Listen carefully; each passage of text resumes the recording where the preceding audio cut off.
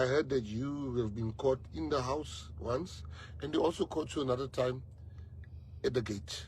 You want to off this gentleman, Katiso Molefe. I think Ombiza, and I must commend Ombiza and thank him for dealing with this matter right there, where it was mentioned under oath. I've never been to Mr. Molefe's house twice. Remember that the online publication did a story that Malcolm X was there at the gate. So I think that the National Commissioner was misled if there is such a report that I was there twice. I don't know who would write such a report because I've never been there. And why would I be sent an address to a house that is on the main street if I have been there before?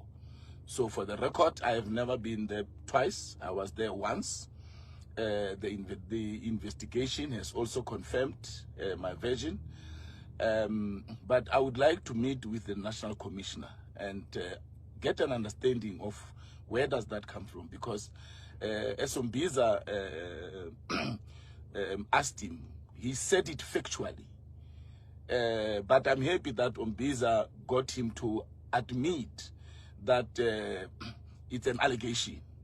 But because he said it factually, it makes it a lie. Because now he changed. It was no longer a fact. It was now an allegation. So I would really want to meet with the National Commissioner and understand when was I there? Where is the report? Where is the evidence? Who misled him? Or who told him that I was there twice? I was never there twice. I was there once. Hey Tamzansi, welcome back to SA Political Lens. Now today, things are heating up again inside the Patriotic Alliance. Party President Gayton asked his deputy, Kenny Kunene, a very direct question, whether he actually visited Katiso Molefe's house on 2 occasions. Yo, John, this thing is starting to sound like a soapy now. Every week there's a new twist, a new alleged visit, and more questions than answers. But you know what? At this point, the public deserves clarity. Exactly, Sarah. We can't keep going up and down with these allegations. One day it's denial, the next it's allegedly, and the next, silence. The National Commissioner of Police needs to come out and clarify this once and for all. Was there a visit? Was there an investigation? Where does it stand? Yes, because the way this thing is dragging, it feels like there's no leadership at the top. And to be honest, John, I don't have confidence in this commissioner. He sounds like a man with no urgency whatsoever about what's happening in this whole syndicate saga. That's true, Sarah. When he speaks, it's like he's detached. No energy, no interest, no detail.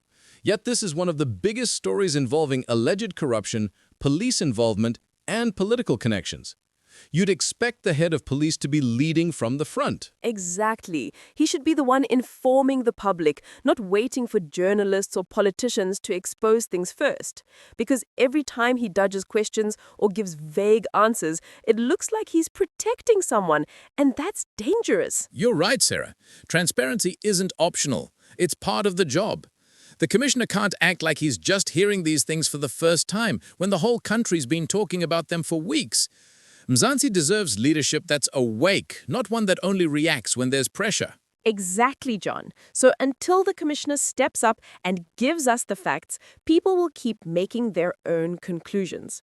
Because when those in charge stay quiet, the rumors start to sound like truth. That's it for today's episode of SA Political Lens.